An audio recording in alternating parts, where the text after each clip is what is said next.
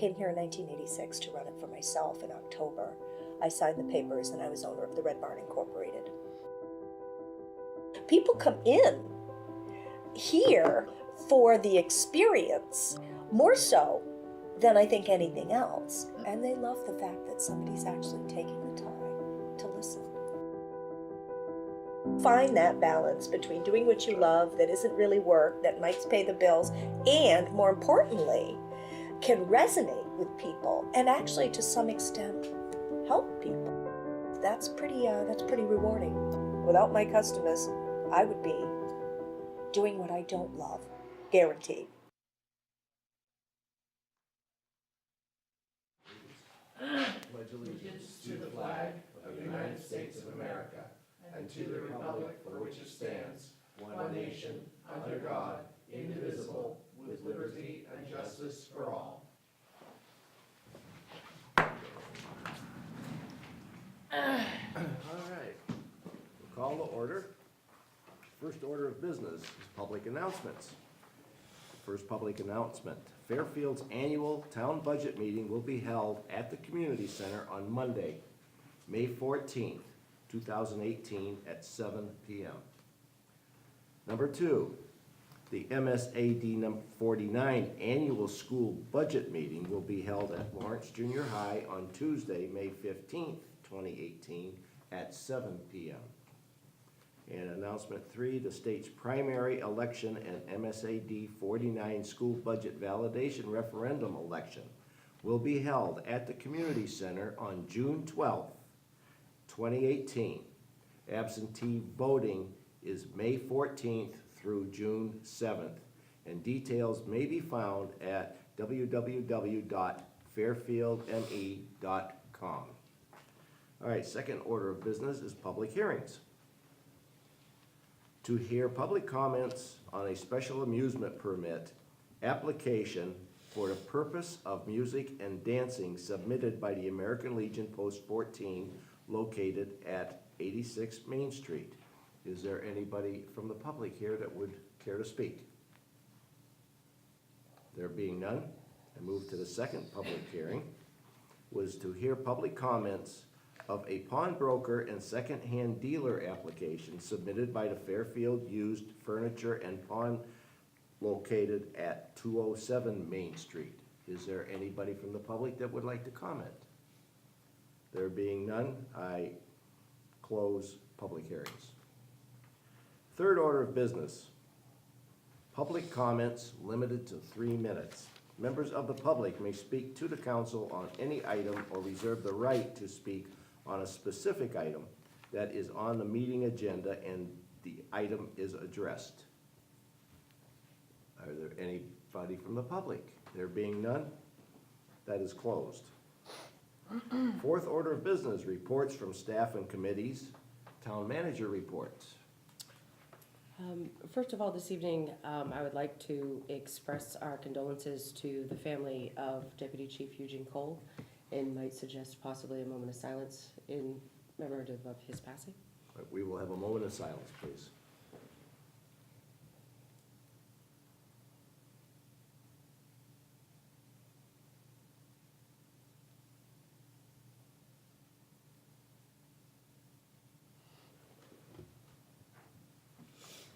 Okay. So, in other items, one, we took possession of the new fire truck this past Monday. It was delivered, so we do have that, and folks are working on getting all the gear transferred over. And then also, just as a general reminder to folks, spring cleanup does start May 14th. We recommend that everybody's goods be outside by the roadside by 6 a.m. on that Monday. Folks are limited to 10 items this year. We do have pamphlets located at the town office, and it's also on our website, so to give people additional information. And that's it for me for today. Okay. Are there any committee reports? No. Okay. There being none, we go to the treasurer's warrant. The treasurer's warrant, to approve the treasurer's warrant 65 in the amount of $98,784.12. Fifth order of business is the minutes. Oh, I'm We need to sorry. back up one. I'm sorry. That's okay. I jumped one ahead. That's okay. All that money made me nervous. All right, to waive, fifth order of business, to waive the reading of and accept the minutes as printed or amended for meeting number 2018-07 held on April 11th, 2018. So moved. Second. Any discussion? All in favor? Carries. Okay, now we'll do the sixth order of business, which is the treasurer's warrant. To approve the treasurer's warrant 65 in the amount of $98,784.12. So moved. Second. Discussion? There being none, all in favor? All right. Now the seventh order of business, which is to take action on the following items of business. Item 18-29, ordered that the town council hereby approves special amusement permit application for the purposes of music and dancing submitted by the American Legion Post 14 located at 86 Main Street. So moved. Second. Discussion? All in favor? Item 1830, ordered that the town council hereby approves pawnbroker and second-hand dealer application submitted by Fairfield Used Furniture and Pawn located at 207 Main Street. So moved. Second. Discussion? Just wanted to confirm with the town clerk, have we had any enforcement issues or anything? No, I would have sent you a memo. All right, thank They're you. absolutely all set, absolutely. Nice people. Okay. All in favor? All right. And 18-31, ordered that the town council hereby approves and signs the 2018 annual town budget meeting warrant. So moved. Second. Discussion. All in favor? Item 1832, ordered that the town council hereby confirms the town manager's appointments of the following election clerks and ballot clerks for a term of 2 years, beginning May 1st, 2018, and ending April 30th, 2018. Or 2020, I'm sorry. Do you want me to go through the names? Please list them. Okay. Starting with Janet Bard, Susan Bickford, Neil Coffin, Kimberly Hawks, Kathleen Kale, Linda Kinley, Norma Larson, Nancy Marcoux, Patricia Shea, Robert Cezak, John Verrier, Karen Winfrey, Daniel Booton, Veronica Carrier, Marlene Everett, Richard Fortier, Jill Hodgson, Arlene Julia, Greg Lambert, Deborah Plummer, Doris Pratt, Shelley Rodnicki, Marilyn Tozier, and Zachary Golder. I move we accept the nominations as read. Second. Any discussion? All those in favor? Ordered that the town council hereby considers and awards bids received for property acquired by the town for non-payment of taxes. A, which would be map lot 018-052, and B, map lot 021-001-012. I move that we accept the bid on lot 018-052 in the amount of $15,083 submitted by Thomas and Elizabeth Williams. Second. Discussion. Just so people at home know, that was the highest bid that we received for Right. that property. Okay, all in favor? B, which would be map and lot 021-001-012. According to the memo we received, we didn't receive any bids for that one. You didn't receive any bids for Right. that one. What I would like to request is that the council allow the town treasurer and myself to negotiate the sale of that property. We have been in discussions with some folks that may, on the outside, have a vested interest in that property and would like to, and would just bring it back to you at your next meeting. Since you have put it out to the formal bid process, the council has fulfilled its obligation as per our bid process, in our ordinance. But we have recently received communications for somebody who may be interested in purchasing the property. Then I will look for a motion to table that So matter. moved. Second. Any more discussion? All in favor? Okay. Great. Now we go to item 1834.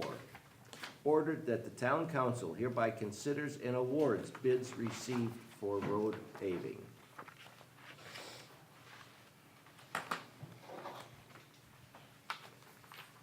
And from my understanding, the bid from, I believe it's, get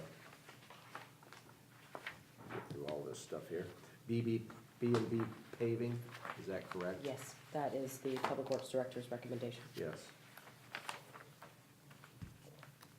I move we accept the bid from B&B Paving in the amount of $251,649.50. Second. Discussion. As that is the lowest bid that we received, correct? It is not No. the lowest bid. The lowest bid was for a solid $250,000. There's only a difference of about roughly $1,649.50. The reason for not going with the low bidder is just simply due to their lack of experience in what it is we're looking for a job for them to perform. They have experience of paving, just not in large road projects. And B&B does have experience in the area, so that's the reason why. All right, Okay, any more discussion? that works for me. All those in favor? Motion carries. Item 18-35. Ordered that the town council hereby considers and awards bids received for road reclaim. And the Public Works Director's recommendation is also to go with B&B paving, in which he was able to negotiate a price of $1 per square yard, which does match the lowest bid. I read that. Any more discussion? All those in favor? You didn't actually have a motion. I'll move Oh, we I'm accept, sorry, I'm sorry. I'll move we accept the bid from B&B Paving. And I second it. Okay, now we'll try that But, again. actually, before we get to the second, Discussion, I go actually ahead. want to make my motion, to be, we accept that bid contingent on the, formalizing the agreement for the $1 a yard. And we actually already have Okay. that. We have received a revised bid. Yeah, it was in the packet. Yeah. That was in your supplemental Yeah. packet. Right, Just want to make sure that that is locked in before we approve that. yeah. It we had is. I It was in saw the it. supplemental. I saw it, I read it. All right, let's So we try had, it. we had a motion and a second, right? I think we did. Yes. Okay. I'll Okay. check with the secretary over Do there. have a motion and a second, I have it all typed up already. All those in favor? All right. Okay. Now, here we go to the 8th order of business. Moving right along. Yes. Council workshop and other business. Discuss proposed revisions to the automobile graveyard and junkyard ordinance. Uh-huh. All right, guys, we have a new ordinance that was handed out. And so, if everybody can take a second to take a look at it. And if you remember the last time we reviewed an automobile graveyard and junkyard permit, there were some issues within our ordinance that needed to be brought back into compliance with state law, and that's what this piece was working on. Right. To tighten it up a little bit. There were some also grammar. Yeah, there were some, I did the housekeeping before we sent it on to our code enforcement officer for comprehensive review. Okay, Those changes are not reflected because they would be too cumbersome. okay, I mean, the code enforcement it's officer. grammatical changes or Yeah, nothing. and I have record of them if you Yes. we'll get a final printing of it with all of the changes. With all prior of the to- chanes prior to, your next step would be to have a public hearing in order to actually amend the ordinance. Okay, all right. Just so, have my read through the ordinances, that this does in fact bring us into compliance with state law. I just want to make sure that we're all of the understanding that this ordinance in no way is more restrictive than state law, which would Right, not be allowed under that's Title correct. 30. That is correct. All right. Okay, did the code enforcement officer want to say anything, or? No, other than I did the housekeeping, looking at the state law and our local ordinance and where it didn't agree. Okay. All right, Shall I schedule a public hearing for the next meeting? yes. Okay, the next order of business will be to discuss code and ordinance violations at 386 Skowhegan Road, Yes. which I suspect everybody is familiar with. And the code enforcement officer will come up and give us a quick rundown. Okay, in 2017, starting right after snow melt, which would have been around early to mid-April, the fire chief and I started visiting Mr. Robert Dale's property and at 386 Skowhegan Road, where he does business resale of items, and asked him to bring his property into compliance with all town and state ordinances. And he verbally told us he would and asked us to give him a week, he would get it cleaned up, which we gave him the week, we went back, nothing really had been done. So at that time, we gave him a written notice of violation, an order of correction, for both the outside and inside of the property. We went back in 30 days, and the violations continued, so we gave him a second written notice of violation, order of correction. He asked for more time, since he was one person working on it, and that he would bring the property into compliance. He did an effort, you know, he almost got the property into compliance in July, and he asked us to give him a little more time. He had a few more items to pick up in the yard, and I do have pictures of it from July 2017, where he was almost in compliance. He had some items outside in the driveway, and some of the walk paths within the store were crowded. A week later, we went back to verify that he was completely compliant, and it was the absolute, opposite of what we expected to find. He had started violating all the corrections he had made.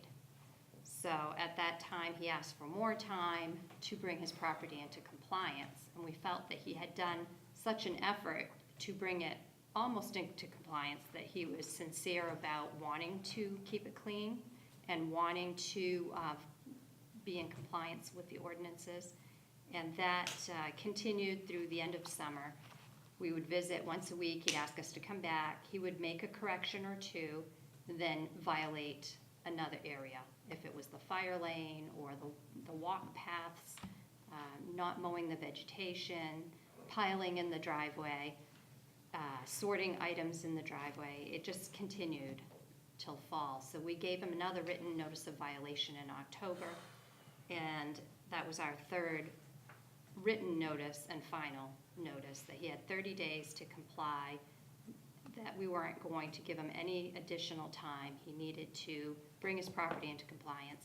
He said he understood, he asked us to please work with him, and he would do it. So he never said he wouldn't do it, but he just never did do it. So I don't know if he doesn't want to do it or he can't do it. I don't understand, because he tells me he will, and he does give it effort to correct a few things and violate in different areas. So in November, in my manager's report, I recommended the town council take legal action because he's not going to work with me voluntarily to comply. And that's where we're at today. Okay. Now, I'm presuming that a lot of these are safety violations? Some are life safety violations on the interior of the building, and some of the means of escape paths on the exterior. should you use one of the emergency exit doors, you wouldn't be able to get through. You'd be tripping over items or vegetation. And some are just junkyard law Right. violations, and some are the Town of Fairfield property maintenance ordinance violation and Town of Fairfield land use ordinance violations. So it's a mixture of ordinances that he's violating by continuing to pile items in the driveway outside for display and, just not keeping the walk paths clear inside the store, blocking exits. So, and as many of us know, from past experience, it's difficult to get headway when it comes to junkyard violations in the state of Maine during the winter months. So this was basically put on hold until spring arrived, for us to continue discussions. The town has taken Mr. Dale to court before in the past for this property. He was ordered to have it cleaned up. We're right back to where we were when we started. And unfortunately, the way Maine state law works is that you have to start the process all over again. The staff, I believe, has done due diligence above and beyond what they should be required to do in order to bring this property in compliance. And I would recommend to council that your next step may be to possibly have me seek legal counsel again, just simply for a discussion on what your options may be, whether taking Mr. Dale back to court is our best option, and what those options could be. But I don't see any other recourse for us at this point. We have exhausted all of our options. Yeah, and my concern would be too is if, the place, as the code enforcement officer pointed out, is safety. If somebody goes in there and Right. something happens and somebody gets gravely injured or loses their life because of, And the property does not have a current active business license either, so they do not have a and business to my license here. understanding, there is no insurance there. Yeah, I'm not aware of that, but I that's spend- what I spend a great deal of time at the antique mall, which is right next door, so I'm there like a couple of times a week anyways, and I've, observed, the outside, and I've had some concerns expressed to me in the last couple of days about, some of the violations and stuff, and I was gonna bring it up, but she already addressed it, so I guess we'll We've been working on it. leave it at that, but, like I said, I spend a great deal of time out over there, so, I've seen it for myself. Yeah, well, I would say direction then to have the town manager Speak with the town speak attorney, with the legal Yeah. people and see what we see can what's do. up. Yeah. Something we're gonna vote on? You don't need No. you don't need a motion. We'll bring it back to you. It'll either be on your next agenda or the agenda immediately following that, so. Okay. Okay, Thank thank you, you very Nicole. much. Thank you. All right. Item 3, discuss other council business. We'll start with Mrs. Busk. No, nothing tonight. I just want to remind everyone to be cautious and prudent tonight. You heard the county sheriff's update a couple of hours ago. He's recommending that people report anything suspicious to law enforcement and not approach anything that they find to be strange. I just want to reiterate that and hope that everybody follows that advice and remains safe this evening. Nothing for me today. Okay, and I concur that we have to be overly cautious, unfortunately, this day and age with the way things are and the way things are going. You just never know.